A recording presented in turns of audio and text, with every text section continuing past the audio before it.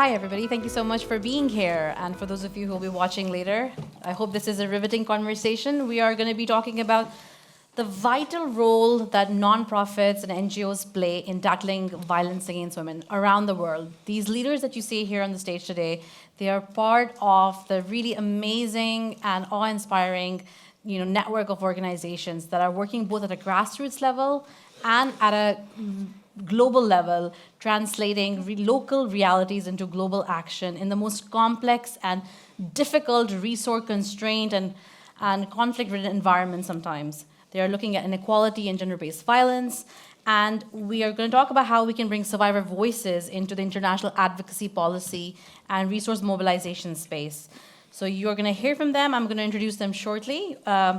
We have Sara Bowcutt, who's the Managing Director of Women for Women International, UK. We have Naana Otoo-Oyortey, who is the Executive Director of Forward.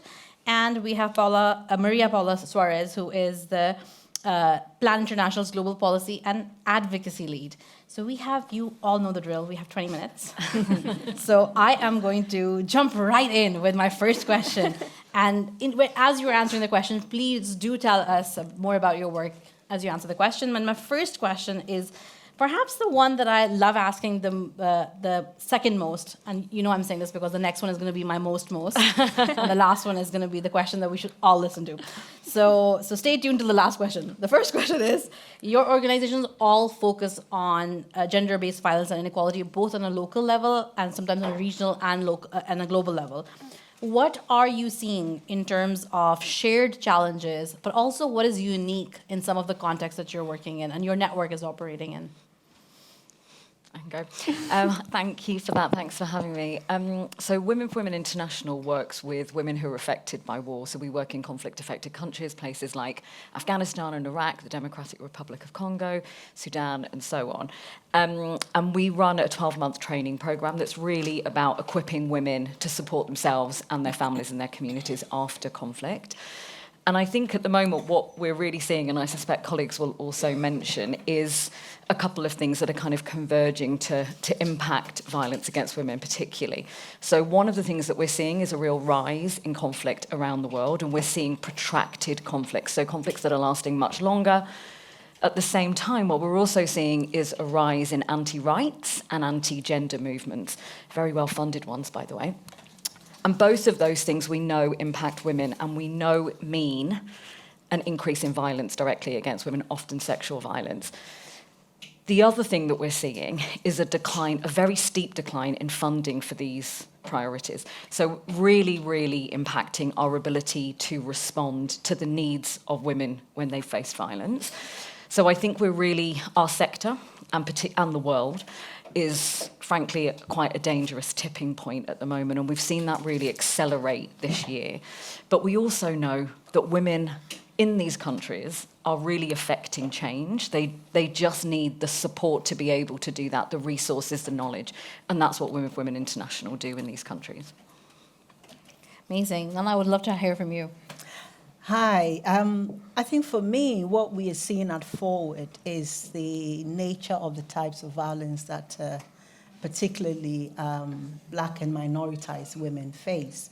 And very often we see that the women come with complex and multiple forms of violence. So it's not just physical or sexual or economic. Some women would come with all forms of violence. And you're seeing that some of them would come in as migrants. We are seeing actually women who are referred to us right from the boats now. And so we see women who've been traumatized in different ways. Some have come through wars, but also some have actually experienced multiple forms of violence, including female genital mutilation, being forced into child marriage, and then coming here and then being forced into hotels where they have no recourse to any kind of funds. A lot of them have to move daily from their hotels to be rehoused with their children. And it's extremely traumatic for women. And what we are actually seeing that a lot of these women themselves would have come from countries where they have experienced violence through wars. But most importantly, they would have actually gone through FGM as children, be forced into marriage. And of course, being forced into marriage, we're talking about repeated rapes. We're also seeing some challenges around these young women that we work with, particularly in Africa, experiencing sexual violence and teenage pregnancies. For a lot of girls in the communities that we're working with, some will be forced into marriage. So you've been raped by somebody and you're forced to marry that person who has raped you. We also have situations where some of these girls are going through a lot of mental health trauma. It's quite interesting. We heard Malala telling her story that it was the physical, the psychological forms of abuse that was hardest to address. You can imagine people in communities where we don't really understand what psychological support is or what psychological trauma is. A 13-year-old girl holding a baby, and I do recall one story about a girl that I met who had a baby, and we had a research that she took part in. And when she came, halfway through the research, her mother came with her baby and said, "You left your baby." And when I asked her, she said, "I forgot." So how do you make such a child responsible for another child? These are huge challenges that we are facing in. And we're looking at women, and I love the fact that you talked about funding. Funding is zilch for a lot of these girls in rural communities. And so we really have huge problems. Yeah. Okay, Maria, I mean, we've heard both about a theme of sexual violence and also looking at resources.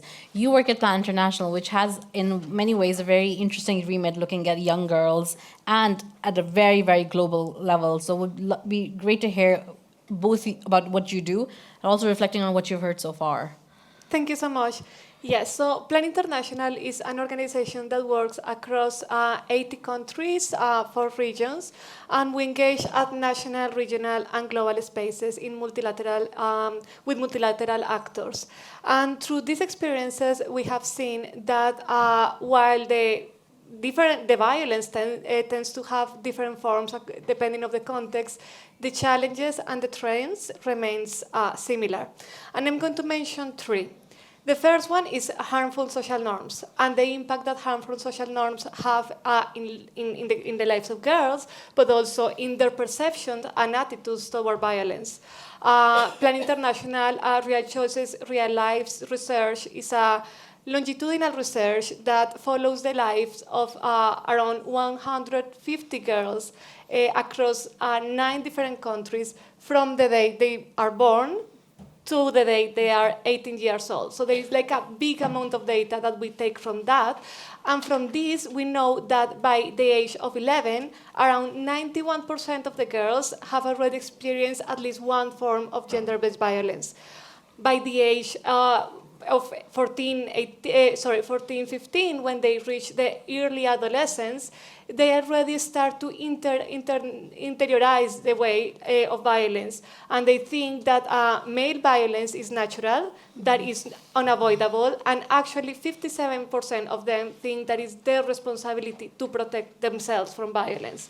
So this way of seeing that it's on me to protect myself, the society cannot do anything, is something that we see across region and across humanitarian and development contexts. The second one is the backlash against gender equality and the harmful digital ecosystem that we are seeing right now. We see how the digital ecosystem creates misinformation and disinformation that increases the target boys and young men with misogynist content that increases the gender stereotypes and this idea of, glamorizing the dominance of men over women. So this is actually making really harder to fight against the harmful social norms that drive violence. And the third one, as my colleagues have mentioned, is funding. We have seen a big cuts in funding, both in development and humanitarian settings. Actually, it is estimated that by the end of the 2025, at least $400 million will be lost in international aid that was going to go to support prevention and protection of women and girls against gender-based violence. So while the contexts are different, the trends and the root causes are the same, and that is why our response needs to be locally led and rooted in local realities, but globally connected and coordinated. I mean, if you hear about the stories that we've heard so far, you wouldn't believe that there would be a rationale for the global backlash that we see against feminism and women's rights. But that just goes to show the power of narratives and well-funded movements, like we said. So moving on to our next question, and this one is really about looking to all parts of the world for inspiration and thinking about, what are the stories of resistance, of mobilization, of people power, and different cultural responses to what we're seeing. I would love to hear just one source of inspiration from one region that is that excites you to share it. Anyone can go ahead. Okay. At Forward, we have worked mainly in Africa because we're an African women-led organization. And one of the powerful, I would say, innovation is the program called SASA, which is started in Uganda, now working in 30 countries, which is very much a community-based mobilization and engagement approach, which uses storytelling, brings together communities, men and women, religious leaders, and children also in schools. And SASA is now really become a real mobilizing force on violence because it's very much around let's stop violence. And let's stop violence, I think SASA is a Swahili term. And it's very much about how do we engage men in the campaign to end FGM, but also end sexual abuse and domestic abuse. So we're using it across. And what's been really strategic is that it also uses a lot of films, a lot of storytelling, and then uses a lot of visuals that really speak to communities. So it brings together the community in talking about violence. And I think that is a really innovative way of talking about violence and getting communities to tackle the gendered and cultural norms, particularly also the religious norms that influence and shape violence against women and girls. Amazing. Prevention is really, really important, as we know. So over to you two. One story each. One is so hard. I could tell you were thinking of three stories. I know, but she knows. She knows me. One comes to mind from South Sudan, which is a group of women who went through Women for Women International's 12-month program, and then they set up a really powerful radio show that's really about tackling sexual violence against women in conflict-affected settings. And it's definitely engages men, engages children, engages local leaders in really talking about violence prevention, but also signposting people, survivors. And it's reaching 2.5 million people a day. And exactly what you were saying about that community power, I think that it's having such an amazing ripple effect of people, understanding what sexual violence is, to your point around people knowing what it is and trying not to have it internalized. I think it's been really powerful, and it's one that I just love listening to. Great. So in my case, I think that, if you allow me, I'm going to very quickly mention just two things. The first one is about youth leadership and girls' leadership. I'm very inspired by seeing how many girls are actually taking the stand against the backlash that attacks gender equality. And we see through our experiences that girls leaders, they really know the challenges in their communities, the solutions, and what meaningful change looks like. So Plan Internationals actually put that at the center of everything that we do. One of the programs that we have is the She Leads program, when girls in communities are being mentored, are being supported to become leaders in their communities, but also to take all of the demands of their communities to the global spaces. So that is one. And the second one that is more local is in Bangladesh. Plan International, through partners and with the support of the government, created an app. that girls are using themselves to prevent child marriages. So girls, through their activism and the use of these new technologies, they have been, in an estimation, prevented around 3,000 child marriages in Bangladesh only.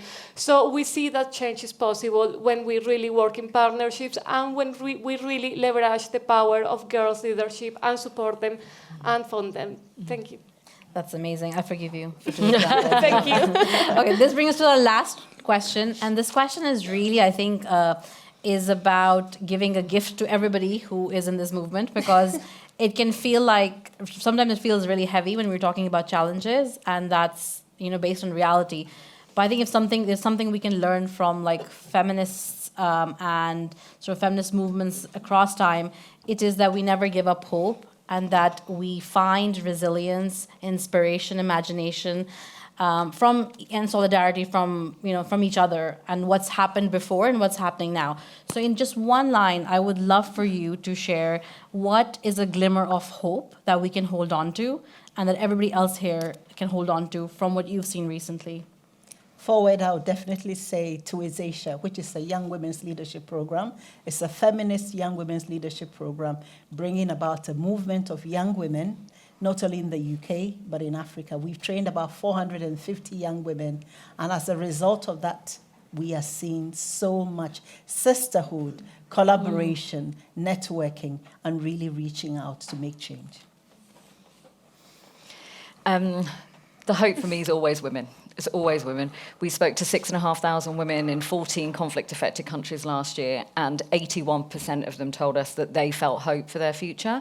And for me, if they can feel hope, if a woman in Afghanistan can feel hope for her future, I can, and I have to. So it's always what women tell me. For me, it's about like girls and young women leadership as well. And I mentioned the Real Choices, Real Life studies, and that statistics that I mentioned are really sad. But from that study, we also saw a glimpse of hope. Like we see that when girls reach the adolescent stage after 15 years old, they actually start to fight against these harmful social norms. So they started to change the perspective and believe that male violence is not something natural, but it is actually learned, and that can be therefore be unlearned. And they are organizing themselves in their communities, participating at national, regional, and global stages, bringing the demands to decision makers to ensure that this culture and these harmful norms are really unlearned. Amazing. Well, if you allow me, I will share my glimmer of hope. Of all the glimmers that we have heard, I'll share a different one, which is changing narratives. Though we've had some slide backs, I do find that I've been doing this for 13 years, and in 13 years, the conversation around technology facilitated gender-based violence has shifted so much. It's like just one area of work that I focus on. It gives me so much enthusiasm. And even if I don't agree with everything that's happening in this space, I just love that it's a conversation has moved beyond that, it's just the way it has to be. People are actually organizing around it. And I meet so many survivors who are creating projects. That is just really inspiring. So we'll leave you on that note. Thank you so much for being here, and looking forward to following all of your work. Thank you so much. Thank you.